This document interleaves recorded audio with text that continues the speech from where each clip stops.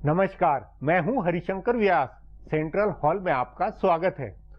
उत्तर प्रदेश में चुनावी दांव चले जाने लगे हैं। चुनावी चिंता में ही मायावती ने उत्तराखंड में कांग्रेस का बहुमत बनवाया ताकि यूपी में मुस्लिम वोटों में उनकी सेकुलर पहचान बैठे। उधर भाजपा और कांग्रेस प्रदेश से लेकर जिला संगठन में चुनावी मकसद से फैसले ले रही है। इन सब में चौंकाने वाला काम समाजवादी पार्टी के सुप्रीमो मुलायम सिंह यादव का है। राज्यसभा के साथ और विधानसभा के जिन 8 उम्मीदवारों की घोषणा की है उसमें जातीय राजनीति के पैतरे हैं तो पुराने ढर्रे पर लौटना भी है।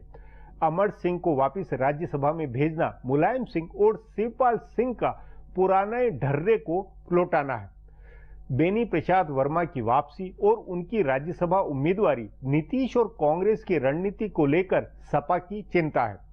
नीतीश कुमार ने गैर यादव पिछड़ी जातियों का जो हिसाब बनाया था उसे मुलायम सिंह ने गंभीरता से लिया है।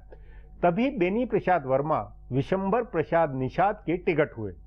राज्यसभा और विधान परिषद के सपा उम्मीदवारों में अमर सिंह के अपवाद को छोड़कर अधिकांश नाम चुनावी हिसाब से है। हैरानी की बात है जो मुस्लिम चेहरों को अधिक महत्व नहीं दिया। लगता है कि समाजवादी पार्टी मुख्यमंत्री अखिलेश यादव को चुनाव में आगे रखेगी और पीछे के बंदोबस्तों में मुलायम सिंह व शिवपाल सिंह कमान में होंगे। सो क्या विधानसभा चुनाव के वक्त भी उम्मीदवारों का चयन ऐसे ही होगा जैसे अभी हुआ है? पार्टी सुप्रीमो को पुराने संवर्ती नेताओं पर भरोसा है। जो बेनी प्रसाद कांग्रेस के लिए उपयोगी नहीं हुए वे अगले चुनाव में कुर्मी वोट सपा को क्या दिलवा देंगे? संदेह नहीं, इस सबसे सपा के भीतर चुनावी रणनीति को लेकर कंफ्यूजन बनना है। आज उत्तर प्रदेश के अखाड़े में पार्टियों की तैयारियों और मूड पर चर्चा है, मगर उससे पहले गपशप और खास सुर्खियां। शुरुआत सियासी गपशप से करते हैं।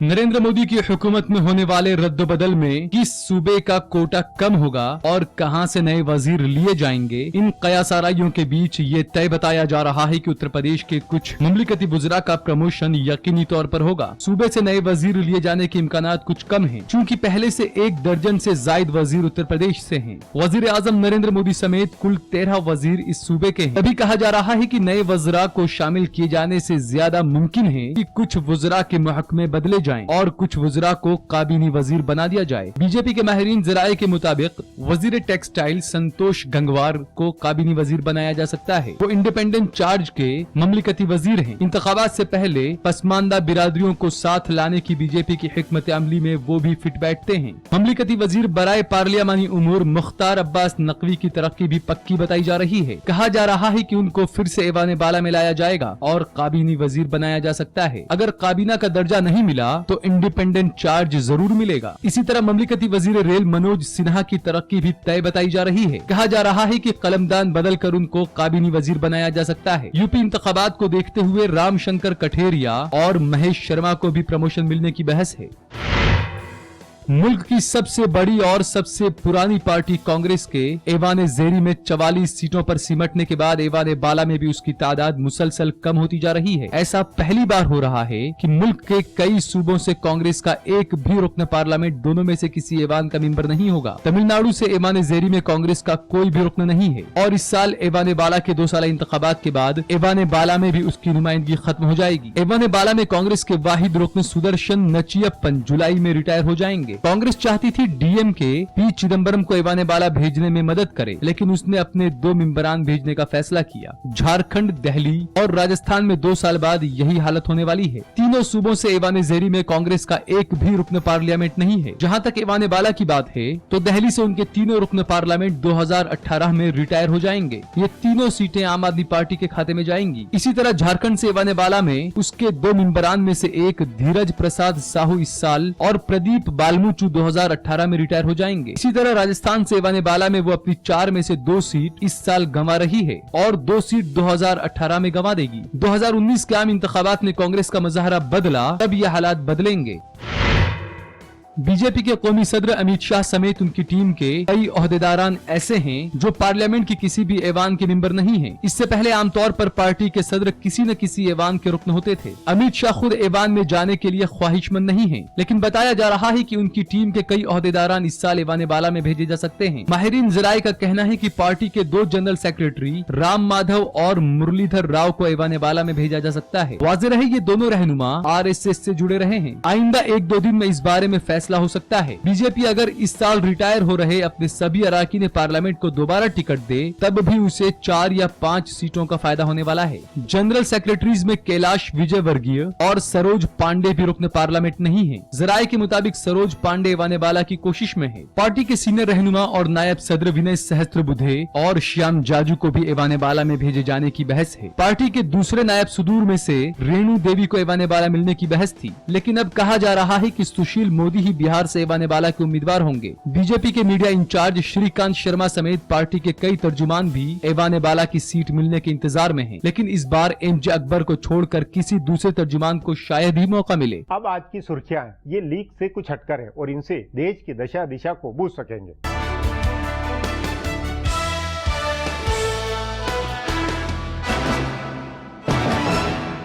शुमाल मशरिक में हाल ही में असम असेंबली इंतखाबात में बीजेपी की जबरदस्त कामयाबी के बाद वजीर आजम नरेंद्र मोदी ने अपनी हुकूमत के 2 साल की मियाद की कामयाबियां और शुमाल मशरिक की तरक्की को लेकर मेघालय की दारुल हुकूमत शिलोंग में आज एक रैली को खिताब किया। वजीर आजम मोदी ने अपने खिताब में अपने 2 साल के कामों का जिक्र किया। मोदी ने रैली को खिताब करते हुए कहा कि मेघालय में बड़ी तादाद में फुटबॉल क्लब और ऑर्गेनाइजेशन है। यकीनन आप टूर्नामेंट का इनकाद करके अंडर 17 वर्ल्ड कप की क़यादत कर सकते हैं। उन्होंने कहा कि हम जानते हैं कि दुनिया में चेरापूंजी में सबसे ज्यादा बारिश होती है। चेरापूंजी में डॉपलर रडार मुल्क के लिए लॉन्च कर दिया गया है। ये मौसम रडार सिस्टम शुमाल मशरिक के इलाकों के लिए बेहतर अंदाजा लगा सकेगा और ये मौसम से होने वाले खतरे को कम करने में मदद करेगा। मोदी ने कहा कि मैं इसरो और हिंदुस्तानी महकमा मौसमियात को इस काम के लिए मुबारकबाद देता हूँ। मोदी ने कहा कि मेरी हुकूमत की तरफ से मुसलसल शुमाल मशरिक की तरक्की की पॉलिसी का अमल किया गया है। मैं शुमाल मशरिक को जुनूब मशरिक का दरवाजा मानता हूँ।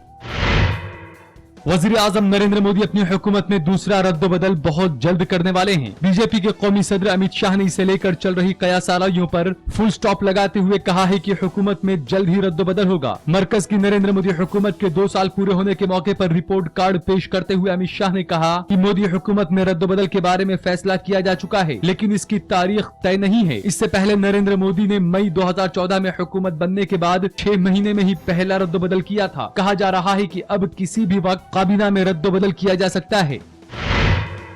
बीजेपी के कौमी सदर अमित शाह ने दावा किया है कि बीजेपी ने मरकज में ऐसी हुकूमत दी है जो फैसले करने वाली है। उन्होंने कहा कि बीजेपी ने 2014 के आम इंतखाबात में तशहीर के दौरान लोगों से भी वादे किए थे, उन्हें आइंदा 3 साल में पूरा कर दिया जाएगा। मोदी हुकूमत के 2 साल पूरे करने के मौके पर हुकूमत का रिपोर्ट कार्ड पेश करते हुए एक प्रेस कॉन्फ्रेंस में अमित शाह ने तफसीलात से बताया कि रोजगार के मौके बढ़ाने और इक्तसादियात में तेजी लाने के लिए गुज़िश्ता 2 साल में क्या क्या काम किए गए हैं। साबिका यूपीए हुकूमत की मजम्मत करते हुए उन्होंने कहा कि 10 साल तक मुल्क में बदउनवानी और पॉलिसी पैरालिसिस वाली सरकार रही। उन्होंने कहा कि गुज़िश्ता हुकूमत खाली खजाना और पॉलिसी पैरालिसिस छोड़ गई थी। शाह ने दावा किया कि मोदी के आने से गुज़िश्ता 2 साल में सभी तबकों में उम्मीदें पैदा हुई है।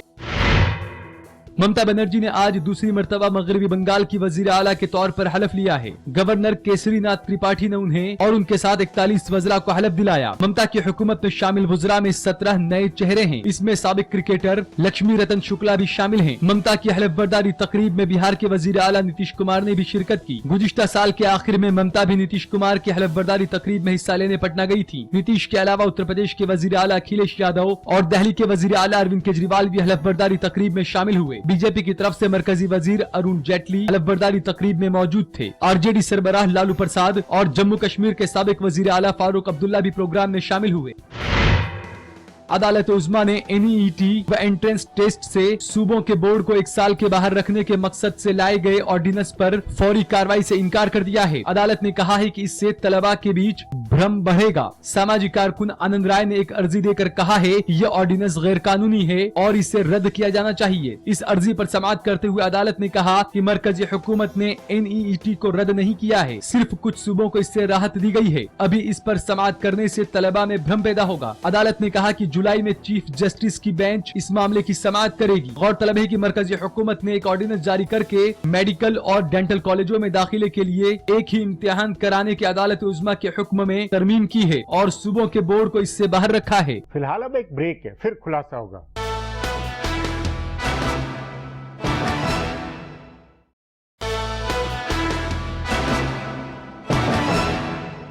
पांच विधानसभा चुनावों के बाद अब सभी का पूरा फोकस अगले साल होने वाले उत्तर प्रदेश चुनाव पर बनेगा। उत्तर प्रदेश में चुनाव मोदी सरकार के आधे कार्यकाल के दौरान होने हैं। उत्तर प्रदेश के ही चुनाव से फिर अखिल भारतीय हवा की दिशा तय होगी। उस नाते सभी पार्टियों ने होशियारी से अपनी तैयारियां शुरू कर दी है।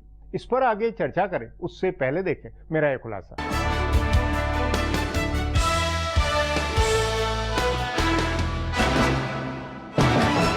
आइंदा साल होने वाले उत्तर प्रदेश असेंबली के इंतखाबात आम इंतखाबात का असली सेमीफाइनल होगा। वैसे तो आइंदा साल 7 सूबों में इंतखाबात होने हैं, जिसमें वजीर आजम नरेंद्र मोदी का आबाई सूबा और RSS बीजेपी की लेबोरेटरी गुजरात भी शामिल है, लेकिन सबकी नजरें उत्तर प्रदेश के इंतखाबात पर है। बीजेपी इस इंतखाब को कितनी संजीदगी से ले रही है, इसका अंदाजा वजीर आजम नरेंद्र मोदी की सरगर्मी से लगाया जा सकता है। उन्होंने 1 मई को बलिया में रैली की, 26 मई को सहारनपुर में रैली की और 12-13 जून को बीजेपी की कौमी काउंसिल के इजलास के दौरान इलाहाबाद में रैली करेंगे। बीजेपी के कौमी सदर अमित शाह ने भी पूरी पार्टी को सूबे के इंतखाबात में झोंकने का इरादा बनाया है। वो खुद इंतखाबी मुहिम की कमान संभाले रहेंगे। इसी तरह कांग्रेस पार्टी ने नरेंद्र मोदी और नीतीश कुमार के इंतखाबी मुशीर रहे प्रशांत किशोर को इंतखाबी मुहिम संभालने का जिम्मा दिया। वो जिले और सूबे के कांग्रेस रहनुमाओं को मुत्तहिद करने और उनमें जोश भरने में लगे हैं। कहा जा रहा है कि कांग्रेस नायब सदर राहुल गांधी की उनको पूरी हिमायत मिल रही है। वो सूबाई सदर और इंचार्ज जनरल सेक्रेटरी से ज्यादा बड़ी हैसियत के साथ कांग्रेस के लिए काम कर रहे हैं। सूबे में बरसर इख्तिदार जमात समाजवादी पार्टी और अहम हिज़्ब इख्तिलाफ जमात बहुजन समाज पार्टी ने भी तैयारियां शुरू कर दी है। इस बार बीएसपी के फॉर्मूले को सपा ने आजमाया है। उसने गुज़िश्ता इंतखाबात में अपनी हारी हुई 100 से ज्यादा सीटों पर उम्मीदवारों के नाम का ऐलान कर दिया है। मौजूदा अराकीन असेंबली की सीटों के अलावा अब बहुत कम सीटें ऐसी है जिन पर उसे उम्मीदवारों का ऐलान करना है। इसके अलावा पार्टी ने गैर यादव पसमानदा वोटों को साथ लाने की सियासत के तहत बेनी प्रसाद वर्मा और विश्वंभर प्रसाद निषाद को एवानेबाला में भेजा है। ठाकुर वोटों को साथ रखने के लिए अमर सिंह पर दाव लगाया गया है। मुस्लिम वोटों की बजाय मुलायम सिंह इंतहाई पसमानदा बिरादरी के वोटों को ज्यादा तरजीह देते हुए नजर आ रहे हैं। पहले भी कल्याण सिंह को लेकर वो इस तरह की सियासत कर चुके हैं। अहम ओपोजिशन जमात बीएसपी के बारे में एक आम नजरिया ये बना है कि असली मुकाबला बीएसपी से होने वाला है। दूसरी पार्टी सपा होगी या बीजेपी ये तय नहीं है, लेकिन इंतखाबात से कबल सर्वे में सबसे बड़ी पार्टी के नाते बीएसपी उभरती हुई नजर आ रही है। बीएसपी का दलित वोट मुत्तहिद है और बीजेपी की तरफ से पसमानदा बिरादरी की सियासत पर ज्यादा जोर देने से ब्राह्मण वोट भी बीएसपी की तरफ जा सकता है। अगर इंतखाबात में बीएसपी ही बीजेपी से लड़ती दिखती है तो मुस्लिम वोट अपने आप उसकी तरफ जाएंगे। इस तनासुब की बुनियाद पर मायावती ने एवानेबाला के लिए सतीश चंद्र मिश्र और अशोक सिद्धार्थ का नाम तय किया है। उन्होंने ब्राह्मण और दलित का पुराना फॉर्मूला बनाए रखा है। उत्तर प्रदेश के आइंदा इंतखाबात को लेकर सभी जमातों ने जिस तरह से तैयारियां शुरू की है उससे इसकी अहमियत का पता चलता है। ये तय है कि 2017 में मुल्क के इस सबसे बड़े सूबे का नतीजा 2019 के आम इंतखाबात की हवा बनाएगा या बिगाड़ेगा। अब एक ब्रेक है, उसके बाद उत्तर प्रदेश की सियासी सरगर्मी पर चर्चा करेंगे।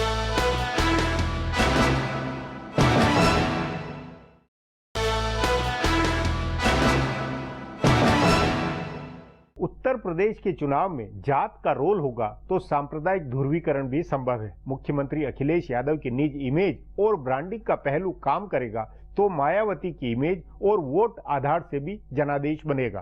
प्रधानमंत्री नरेंद्र मोदी और अमित शाह का अपना रोल होगा। उन सबसे पहले फिलहाल प्रादेशिक संगठन स्तर की तैयारियां। इस पर चर्चा के लिए आज मेरे साथ वरिष्ठ पत्रकार अनिल बंसल है।